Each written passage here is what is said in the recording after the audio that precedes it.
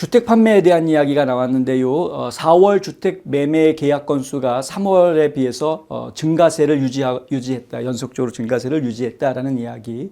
1.4%, 3월에 비해서 4월에 주택 매매가 1.4% 더 늘어났다고 합니다. 예상치는 1%였는데 그거보다는 조금 더 높은 숫자가 나왔다는 거죠. 전미 부동산 중개인협회 이 NAR에 따르면 전년 동기 대비 판매량이 3.2%, 전년에 비해서는 3.2%, 3월에 비해서는 1.4% 늘어났다. 이러한 예상치를 웃도는 결과는 경제 불확실성과 모기지 금리 상승에도 불구하고 구매 수요가 꾸준히 유지되고 있음을 시사하고 있다는 거죠. 여전히 바이어가 많이 있는 겁니다. 지금 집을 사겠다는 사람들이. 이번 증가는 일반적으로 30일에서 45일 후에 거래가 완료되는 계약 건수를 반영하고 있다고 합니다.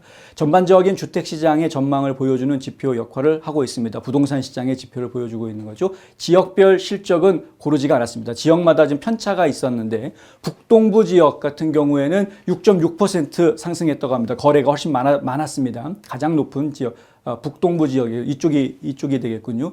근데 중서부 지역은 3.0%, 중서부 지역은 3.0%, 서부 지역은 0.4%. 예. 그러니까 지금 이 거래량이 이렇게 많이 늘어나지 않았다라는 거죠. 근데 남부는 마이너스입니다. 마이너스. 남부 지역은 0.7%가 줄어들었습니다. 우리가 좀 이해가 안 되는 게 보통 인구 이동이 남부 쪽으로 인구 이동이 많은 것으로 알려져 있습니다. 회사들도 남부 쪽으로 옮겨오고 있고 그래서 인구들이 다 은퇴하고 또 남부로 오고 또 젊은이들도 회사 따라서 또 남부로 오고 그래서 남부 쪽에 인구가 더 모여들고 있는데 왜 주택 거래는 오히려 줄어들었느냐? 이제 제가 지금 의아하게 생각할 수 있는 부분이 있습니다. 이거는 철저하게 신규 주택이 아니고요. 펜딩홈, 그러니까 이미 판다고 내놓은 집이 팔리는, 쓰던 집이 팔리는 기존 주택 판매에 대한 통계인데 결국에 무슨 얘기냐면 매물이 없다라는 이야기입니다. 지금 남부 지역에서는 매물이 나오지를 않고 있다라는 이야기입니다. 구매자가 없어서라기보다는. 전미 부동산 중개인협회의 수석 이코노미스트인 로렌스 유는 성명에서 이렇게 말합니다. 경제 불확실성이 커지고 주택담보대출 금리가 소폭 상승했음에도 불구하고 구매자들은 조심스러운 낙관론을 갖고 시장에 나오고 있다. 주택담보대출 금리가 올해 초 수준으로 되돌아가면 수요는 훨씬 더 높아질 것이다. 예. 그러니까 지금 금리가 조금이라도 낮아지게 되면 그러면 훨씬 더 많은 구매자들이 나올 것이다. 구매자들이 많아진다라는 거는요. 집값이 올라갈 수 있다는 얘기가 됩니다. 시중에 나오는 매물이 많아져야 집값이 떨어지는 건데 지역별 상황은 뚜렷한 격차를 보입니다. 자, 그러면은 바꿔서 이야기하면 거래가 줄어들었다라고 이야기하는 남부 지역은 오히려 집값이 올라갈 수 있다라고 보시는 것이 맞을 것 같습니다. 지역별 상황은 뚜렷한 격차를 또 보이는데요. 전년 대비로 보면 중서부, 남부, 서부 지역의 계약 건수가 증가한 반면에 북동부 지역은 계약 건수가 감소했다. 전년에 비해서는. 네. 다만 이제 지난 3월에 비해서는 북동부가 많이 올라간 것으로 보이는 것이고요. 착시입니다.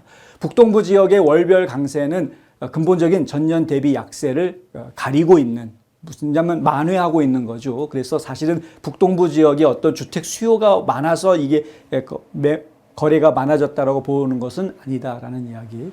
더욱 주목할 점은 서부 지역의 월간 증가율이 0.4%밖에 안 됐다라는 건데 이게 정체 상태에 지금 가고 있다. 서부 지역이 지금 주택 매매가 정체 상태로 가고 있다. 전년 대비 증가에도 불구하고 지금 시장 활동이 부진하고 있다라는 이야기. 그러니까 그게 왜 이런 일이 벌어지고 있는 것인지 이제 좀 따져봐야 된다는 거죠. 이러한 차이는 지역별 공급 수요 역학관계의 차이를 반영하고 있는 것이다라는 이야기입니다. 주택담보대출 금리에 대한 민감도가 전국적으로 고르게 분포되어 있지 않을 수 있다. 그러니까 지금 금리 하나만 가지고 주택시장의 매매가 활성화되고 죽어들고 뭐 이런 거는 아닌 것 같다라는 이야기죠. 특히 남부 지역의 월간 감소세는 역사적으로 주택시장 성장의 동력이었던 이 지역의 취약성을 잘 보여주고 있습니다. 매물이 없습니다. 집을 사겠다는 사람들은 계속 나타나는데 집을 팔겠다는 사람들이 없습니다. 금리가 높으니까 집을 팔 생각을 못 합니다. 자기가 살고 있는 집을 살 때는 금리가 낮았는데 지금 이 집을 팔고 그 높은 금리에 다른 집을 사게 되면 집값도 올라가 있고 금리도 올라가 있으니까 월 페이먼이 늘어나게 되는 거거든요. 은행에 론을 더 많이 져야 되고, 그러니까 이사를 갈 생각을 안 하는 거죠. 그러니까 기존 주택 가지고 있는 사람들이 이사를 가지 않으려고 하니까 매물이 나오지를 않고, 그러니까 판매가 부진해지고 뭐 이런 문제가 생기는 겁니다. 주택이 할인된 가격보다 높은 가격에 거래되고 있다. 매물이 없으니까 주택값은 계속 올라갈 수밖에 없어요. 악순환입니다. 악순환. 주택값은 계속 올라가고 매물은 안 나오고 집에 살고 있는 사람들이 집값이 계속 올라가고 이자가 떨어지지 않으니까 그러니까 팔 생각을 또 못하고 계속 악순환이 되는 겁니다. 공급이 의미 있게 증가하지 않으면 주택가격 상승률이 임금 상승률을 앞지르고 주택 소유율을 더욱 떨어뜨릴 수도 있다라고 로렌스 유는 이야기합니다. 그래서 지금 임금 상승률보다 주택 가격의 상승률이 낮아야 그래야 주택 소유가 계속 유지가 될 수가 있는데 수요가 근데 이게 지금 주택값 오르는 것이 훨씬 더 올라가 버리면 감당들을 못 하는 거예요. 집값 감당을 모기지 감당을 못 하게 되는 겁니다. 일반 소비자들은 모든 노력을 주택 공급 증대에 집중해야 된다. 로렌스 윤의 결론입니다. 그러니까 지금 주택을 공급하는 데 집중해야 된다라는 이야기. 근데 지금 현재 트럼프 행정부에서 연방 차원으로 이런 주택을 더 많이 공급하기 위한 노력이 지금 펼쳐지고 있는가? 이 부분을 놓고 이야기하면은 사실 그렇지가 않습니다. 지금 트럼프 대통령이 내놓고 있는 방법은 대규모 부동산 투자업자들이 다량의 주택을 소유하지 못하게 하는 법안을 지금 만들어 놓고 그걸 통과시켜 달라고 지금 계속 압박을 하고 있거든요. 근데 문제가 뭐냐면 그렇게 하면 그러면 이런 서브디비전을 개발하는 개발사들이 투자를 할 수가 없다라는 이야기입니다. 서브디비전을 개발을 못 한다라는 거죠. 아니 서브디비전 개발하면은 적어도 뭐 100채, 200채 이렇게 집을 만들면 그 100채, 200채 집을 처음 만들었을 때 그 소유가 다 투자한 회사의 소유가 되는 건데 그걸 법으로 못하게 한다 그러면 새로운 건물을 지을 수가 없는 거죠, 집을. 그래서 이 부분 때문에 지금 하원에서 트럼프 대통령한테 이게 법을 좀 바꿔야 되겠다라고 얘기를 계속 하고 있는 거고요. 그 토론이 지금 벌어지고 있습니다. 근데 연방 상원에서 그거 바꾸지 말고 그냥 상원 통과시킨 원래 법 그대로 그냥 통과시켜줘라고 자꾸 또 조르고 있는 그런 지금 연방 상원이 지금 계속 헛발질을 좀 하고 있습니다. 근데 어쨌든 그래서 이 내용을 수정하자라는 얘기가 지금 하원에서는 진행이 되고 있습니다.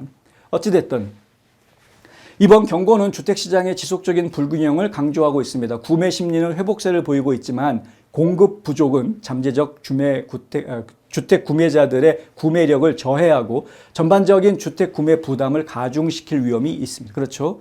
그래서